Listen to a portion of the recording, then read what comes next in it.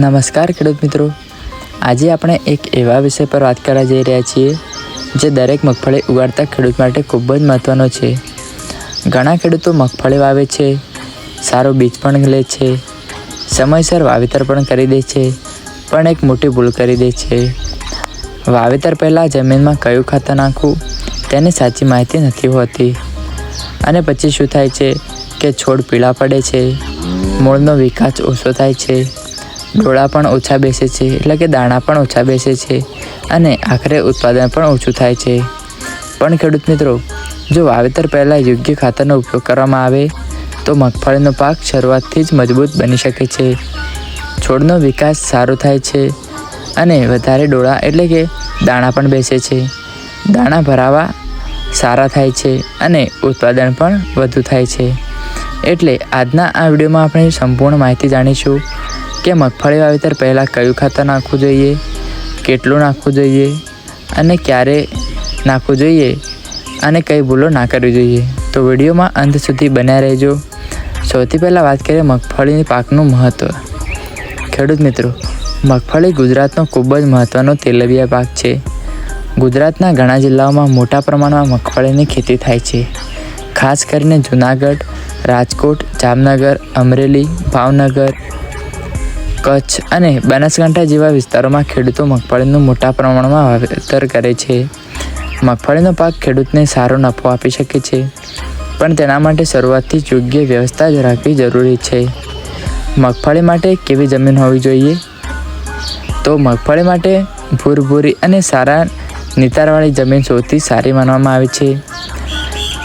જમીનમાં પાણી ભરાઈ રહે તો પાકને નુકસાન થાય છે અને જો જમીન બહુ કઠણ હોય તો દાણા પણ જમીનમાં યોગ્ય રીતે બેસતા નથી. એટલે ખેડૂત મિત્રો, જમીન હળવી અને ભૂરભૂરી હોવી ખૂબ જ જરૂરી છે. હવે વાત કરીએ મગફળીમાં સારી ઉપજ માટે જમીનની તૈયારી કેવી રીતે કરવી. સૌથી પહેલાં ઊંડી ખેડ કરાવવી જોઈએ, ત્યારબાદ 2 થી 3 વાર કલ્ટિવેટર ફેરવવું જોઈએ.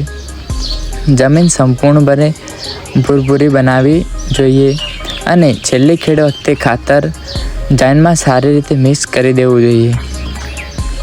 ખેડૂત મિત્રો, મગફળીમાં સડો ગોબર ખાતર ખૂબ જ ઉપયોગી છે. ઘણા ખેડૂતો કેમિકલ ખાતર પણ વધારે ભાર આપે છે, પણ ઓર્ગેનિક ખાતર જમીન માટે ખૂબ જ ફાયદાકારક છે. જો સડો ગોબર ખાતર નાખવામાં આવે એટલે કે છાણ નાખવામાં આવે તો જમીનમાં ભેજ ટકી રહે છે, જમીન ભૂરભૂરી બની રહે છે, મૂળનો વિકાસ સારો થાય છે અને છોડને પણ સૂક્ષ્મ તત્વો પણ મળી રહે છે. 1 એકરમાં અંદાજે 2 થી 3 ટન સડો ગોબર ખાતર નાખવું સારું માનવામાં આવે છે. ખેડૂત મિત્રો, ઘણા ખેડૂતો અંદાજે ખાતર નાખે છે, પણ સાચી પદ્ધતિ શું છે? માટી પરીક્ષણ એટલે કે માટી ટેસ્ટથી ખબર પડી જાય છે કે જમીનમાં કયા તત્વની કમી છે, જેમ કે નાઇટ્રોજન, ફોસ્ફરસ, પોટાશ અથવા ઝીંકની કમી છે કે નહીં.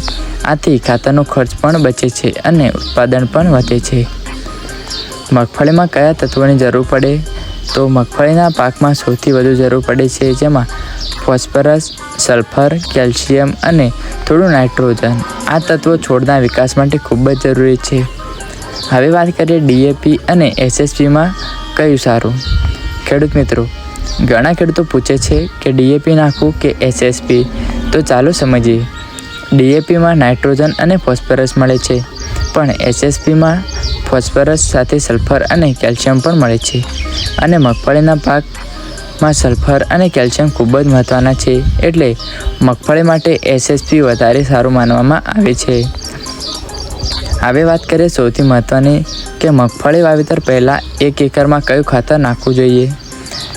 એક સારું કોમ્બિનેશન આ રીતે હોઈ શકે છે. જોઈ લો કે SSP અંદાજે 150 થી 200 કિલો નાખવાનું રહેશે, યુરિયા 20 થી 25 કિલો અને જીપ્સમ 50 કિલો, ઝીંક સલ્ફેટ 10 કિલો.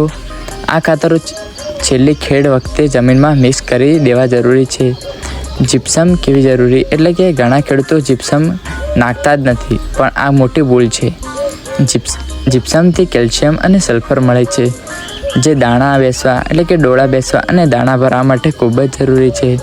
જો જીપ્સમનો ઉપયોગ કરવામાં આવે તો ઉત્પાદન વધવામાં મદદ મળે છે. જો ઝીંકની કમી હોય તો છોડ પીળા પડે, પાંદડા નાના રહે અથવા વિકાસ અટકી જાય છે. તો ઝીંકની કમી હોઈ શકે છે. તે માટે ઝીંક સલ્ફેટનો ઉપયોગ કરવો પણ અવશ્ય છે. હવે વાત કરીએ ખાતર ક્યારે નાખવું જોઈએ. સાચી પદ્ધતિ શું છે? વાવેતર પહેલાં છેલ્લી ખેડ કરતી વખતે ખાતર નાખવું અને ખાતરને જમીનમાં સારી રીતે મિક્સ કરી દેવું. બીજ ઉપચારનું મહત્ત્વ. ખેડૂત મિત્રો, ખાતર જેટલું જ મહત્ત્વ બીજ ઉપચારનું પણ છે. જો બીજ ઉપચાર કરવામાં આવે તો મૂળ મજબૂત બને છે, રોગ ઓછા થાય છે અને છોડનો વિકાસ પણ સારો થાય છે. ટ્રાયકોડર્મા અને રાઇઝોબિયમ અને PSB કલ્ચરનો ઉપયોગ ખૂબ જ ફાયદાકારક છે. હવે વાત કરીએ રાઇઝોબિયમ કેમ જરૂરી છે. મગફળી કઠોળ પાક છે. રાઇઝોબિયમ મૂળમાં ગાંઠ બનાવે છે જે હવામાંથી નાઇટ્રોજન છોડને આપે છે, એટલે યુરિયાથી પણ જરૂર પણ ઓછી પડે છે. વધારે યુરિયાનું નુકસાન શું થાય છે? તો ઘણા ખેડૂતો વધારે યુરિયા નાખી દે છે, પણ તે નુકસાનકારક બની શકે છે. વધારે યુરિયાથી છોડમાં પાન વધારે આવે છે, પણ ડોળા ઓછા બેસે છે, એટલે કે દાણા પણ ઓછા બેસે છે. એટલે સંતુલિત ખાતરનો ઉપયોગ ખૂબ જ જરૂરી છે. હવે જમીન પ્રમાણે ખાતર કઈ રીતે નાખવું. તો જમીન કાળી હોય તો જીપ્સમનો ઉપયોગ ખાસ કરવો જોઈએ, અને જો જમીન રેતાળ હોય તો સડો ગોબર ખાતર વધારે એટલે કે છાણિયું ખાતર ઉપયોગી રહે છે. હવે વાત કરીએ ઉનાળુ મગફળી માટે ખાસ ટિપ્સ કઈ છે.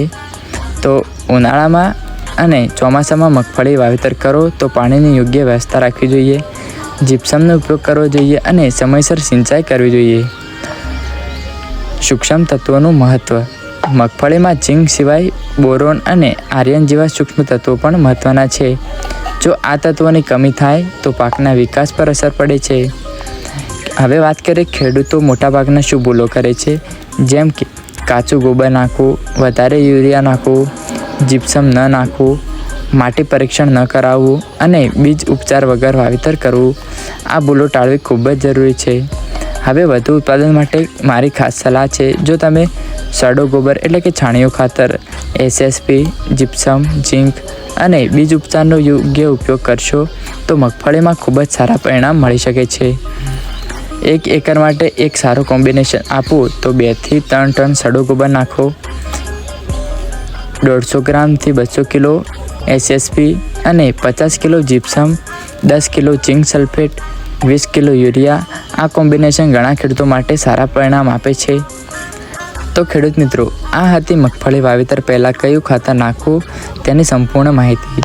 આ માહિતી તમને ઉપયોગી લાગી હોય તો વિડીયોને લાઇક કરો, તમારા ખેડૂત મિત્રો સાથે શેર કરો અને આવી જ નવી કૃષિ માહિતી માટે ચેનલને સબસ્ક્રાઈબ કરવાનું ભૂલતા નહીં. જય જવાન, જય કિસાન.